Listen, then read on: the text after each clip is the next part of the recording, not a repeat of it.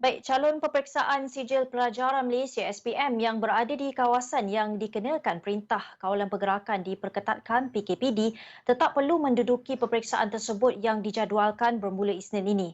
Ketua Pengarah Pelajaran Dato' Dr. Habibah Abdul Rahim berkata, hanya calon yang disahkan positif COVID-19 atau kontak rapat kepada kes positif diberikan kelonggaran untuk tidak hadir ke pusat peperiksaan. Bagaimanapun, beliau berkata calon tersebut hendaklah menyertakan bukti daripada doktor atau pejabat kesihatan daerah masing-masing yang menyatakan mereka positif COVID-19 atau kontak rapat yang perlu dikuarantin.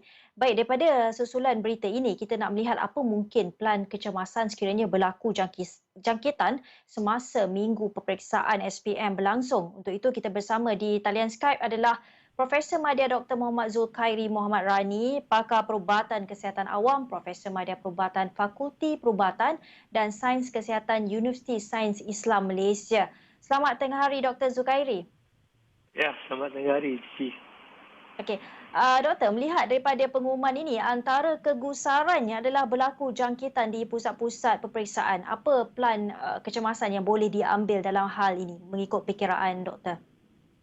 Okey, saya menyambut baiklah plan tindakan Kementerian Pendidikan Malaysia yang mengumumkan pelajar yang sedang menjalani kuarantin di rumah kerana menjadi kontak rapat ataupun isolasi disebabkan oleh disahkan positif COVID-19 tidak dibenarkan menduduki peperiksaan ini. Ini adalah kerana mereka juga yang positif ini dan dikenakan kuarantin perlu mendapatkan surat sijil cuti sakit ataupun surat daripada pejabat kesihatan daerah sebagai bukti mereka adalah sakit ataupun menjalani arahan kuarantin.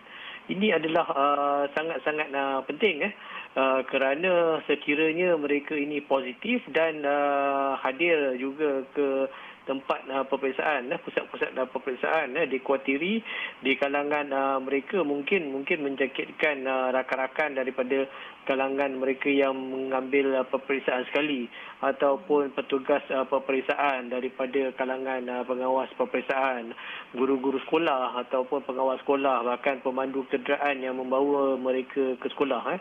Dan sekiranya mereka yang dijangkiti ini daripada golongan yang rentan dan berisiko tinggi untuk mendapat komplikasi yang teruk sekiranya terjangkit, ini adalah amat-amat merisaukan dan ini perlu dielakkan. Jadi plan kecemasannya ialah mereka ini tidak dibenarkan ke sekolah, tidak dibenarkan masuk ke Dewan Peperiksaan, tetapi mereka hendaklah mengambil satu lagi peperiksaan yang diadakan sama seperti SPM, konsep yang sama, tapi soalan yang berlainan, different set yang berbeza pada waktu lain yang akan ditentukan oleh Kementerian Kesihatan Malaysia. Tapi dengan buktilah ada sijil cuti sakit ataupun surat arahan kuarantin daripada Kementerian Kesihatan Malaysia yang ditujukan kepada sekolah dan juga KPM. Ini adalah sangat-sangat penting dan dia satu cadangan yang baik bagi mengekang penularan sekiranya mereka ke sekolah. Ya, Dr. Zulkhairi, kalau di Korea Selatan minggu peperiksaan besar yang berlangsung di sana turut mendapat kerjasama syarikat-syarikat awam dan swasta dengan mereka mengarahkan pekerja untuk masuk lewat sedikit untuk tidak bertembung dengan calon-calon peperiksaan ni di jalan raya ataupun di transport awam. Dan ini juga bagi memudahkan untuk penjarakan fizikal dilakukan. Adakah kita perlu pendekatan seperti ini? Pendekatan sebegini boleh diambil sekiranya sekolah tersebut berada lokasinya jauh daripada rumah ataupun pelajar-pelajar perlu mengambil public transport untuk ke sekolah. Tapi dalam situasi Malaysia, saya tidak melihat ini adalah satu benda yang disarankan ataupun diwajibkan untuk dilakukan. Ia adalah mengikut situasi negara tersebut dan kemungkinan di negara-negara tersebut pelajar dikendaki ke sekolah ataupun pergi ke sekolah menaiki public transport awam ataupun terpaksa menghadapi kesesakan jalan raya yang teruk untuk ke sekolah. Tapi kita dalam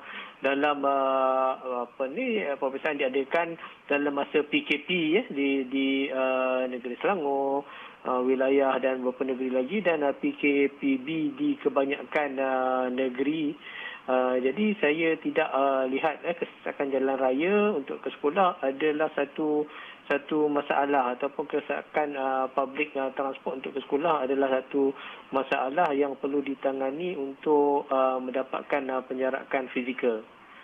Namun di sekolah-sekolah saya yakin sekolah ada SOP untuk peperiksaan, ada pendaftaran pelajar, petugas peperiksaan perlu mendaftar, pemeriksaan suhu, deklarasi kesihatan, semuanya harus dah dibuat mengikut SOP yang telah ditentukan. Baik, Prof, akhir sekali ada mungkin Dr. Zulkhairi boleh memberikan nasihat kepada mereka yang bakal menduduki peperiksaan SPM Isnin ini serta guru-guru yang bertugas dari segi nasihat kesihatan, Doktor.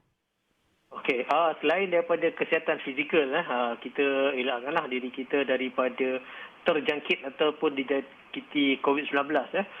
Selain daripada itu, kita juga harus mengelakkan diri kita daripada mendapat sakit-sakit yang lain, seperti kemurungan ataupun sakit disebabkan oleh tidak cukup tidur, terlampau banyak belajar mungkin, sehingga tidak cukup tidur, mendapatkan rehat yang secukupnya, tidur yang secukupnya, dan selain daripada kesihatan fizikal, kesihatan mental juga perlu.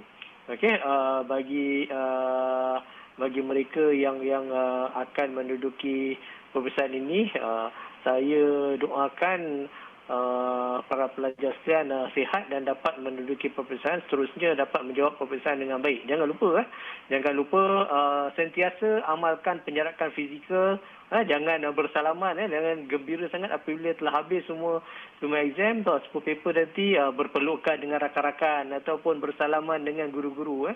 SOP-nya tetap sama, kita jaga penjarakan, elakkan bersalaman dan memakai pelitup muka sepanjang masa. Baik, satu nasihat yang baik. Terima kasih Dr. Zulkhairi kerana sudi meluangkan masa bersama Buletin Awal ni. Itu tadi Profesor Madya Dr. Muhammad Zulkhairi Muhammad Rani, Pakar Perubatan Kesihatan Awam, Profesor Madya Perubatan Fakulti Perubatan dan Sains Kesihatan Universiti Sains Islam Malaysia.